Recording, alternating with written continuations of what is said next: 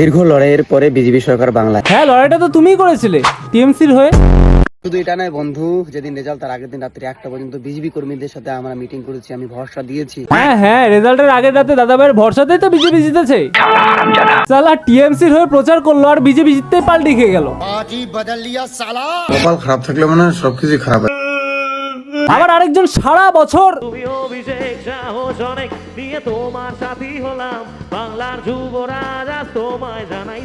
আর 4 তারিখে হুট করে দেখি বুকের মাঝে একটাই নাম,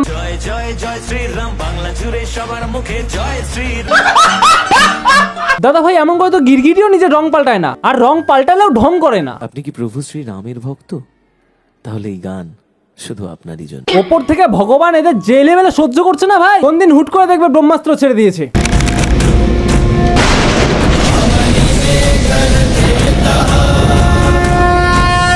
নমস্কার, তো আজকে এরকমই কিছু গিরগিটি টিকটিকি কাদা ছোড়াছুড়ি সব কিছুরই হালকা করে পোস্টমর্টম করা যাক। Let's go. কেন কিসের জন্য? আমরা তো হারিয়ে নিয়ে যাবো। হারলে আমি যদি শপথ দিতে যেতাম তাহলে আমি রেজিগনেশনটা করতাম। আরে না না না না না না, এটা তো হয় না। এতদিন খেলা হবে করে গেলে আর যে খেলাতে হেরে গেলে বলছে পিচ ছাড়বে না, এরকম করলে কিন্তু আমি খেলবো না। আমি কিন্তু 1-9 আমি বলে দিচ্ছি। না না, ঠিক আছে মানে কি লেভেলের আকস্মিক ধাক্কা খেয়েছেন বেচারি, যে বিশ্বাসই করতে পারছে না যে উনি অ্যাকচুয়ালি হেরে গেছেন। আমি বিশ্বাস করি না। এদিকে 9 তারিখে পশ্চিমবঙ্গের মুখ্যমন্ত্রী হিসেবে শুভেন্দু অধিকারী শপথ গ্রহণ করলেও উনি এখনো মানতেই রাজি না যে উনি এখন আর পশ্চিমবঙ্গের মুখ্যমন্ত্রী নন। তবে খারাপও লাগছে ওনার জন্য, কি করবেন বলুন, সব ভুলে উৎসবে ফিরুন। আর কিছু কিছু মানুষ বাংলাতে বিজেপি জেতার পর থেকে যে রংটা চেঞ্জ করলো না ভাই, তাদের জন্য গিরগিটিও নিজের রং চেঞ্জ করার এবিলিটি হারায় ফেলছে। মানে যাদের ভোটের রেজাল্টের আগের দিন পর্যন্ত জয় বাংলা করতে শুনলাম, তারা দেখলাম হুট করে গেরুয়া আবির মেখে জয় শ্রীরাম করা শুরু করে দিয়েছে।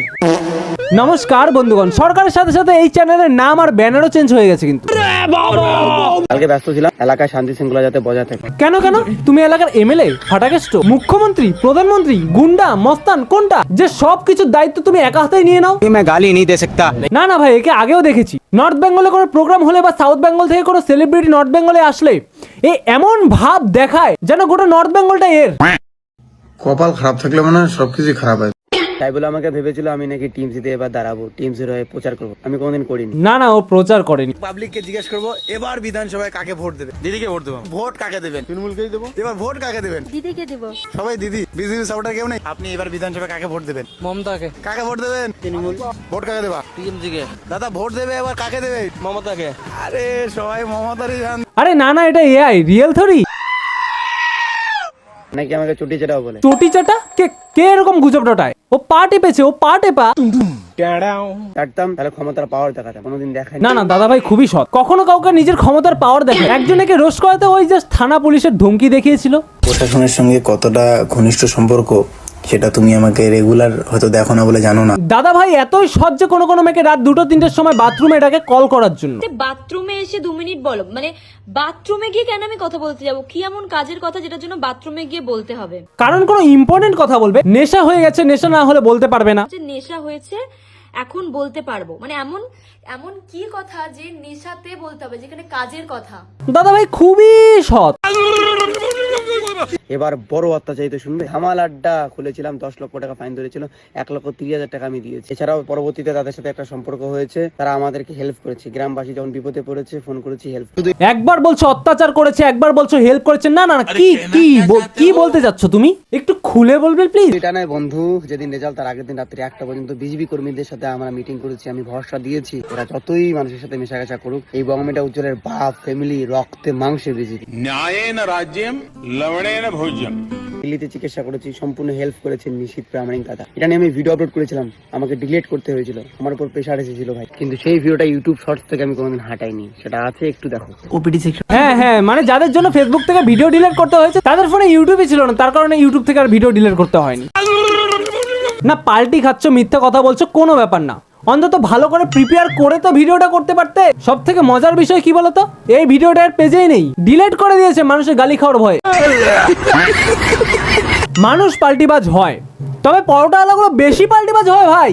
যেমন রাজুদাকেই দেখো, 4 তারিখের আগে সবসময় জয় বাংলা করে গেল। জয় বাংলা, জয় মামাটি মানুষ, জয় মমতা ব্যানার্জি। আর জয় শ্রীরাম বলতে বললেই তা বলো জয় শ্রীরাম। আর 4 তারিখ আসতেই ভোল পাল্টে গেল। জয় শ্রীরাম পাল্টে খেয়ে গেল পুরো ভাই। আবার আরেকটা পরোটাওয়ালা 4 তারিখের আগে জয় শ্রীরাম জানিদা। জয় বাংলা। কি বলছো? হ্যাঁ কেন? কেন? জয় শ্রীরাম, রামের নাম নিলাম। জয় বাংলার নাম নিলাম। আর 4 তারিখের পরে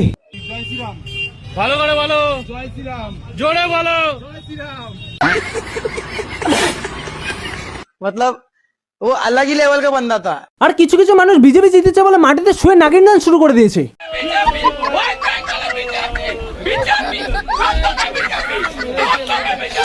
লাস্ট কবে এত খুশি হয়েছিল কাকু নিজেই বলতে পারবে না। শুধু যে এরা পাল্টে খেয়েছে তা না, প্রায় পুরো টলিউডই পাল্টে খেয়ে গেছে ভাই। শুধু মাঝখান থেকে রাজ চক্রবর্তী কাদার ঢিল কেন খেলো সেটা বুঝলাম না ভাই।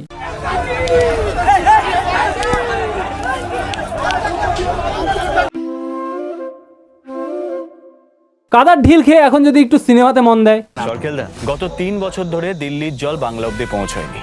বাংলা কিন্তু থেমে থাকেনি। তাই লক্ষ্মীর ভান্ডার হোক বা কৃষক বন্ধু, পশ্চিমবঙ্গ সরকার মানুষের পাশে ছিল, আছে, থাকবে। আরে তাই বলে এই সিনেমার কথা বলিনি। অঙ্কুশ দাও পাল্টে খেয়ে গেল না। ঠিকই আছে, পাল্টানো দরকার। তবে বেচারা গিরগিটির জন্য এখন আমার কষ্ট হচ্ছে। জাস্টিস ফর গিরগিটি।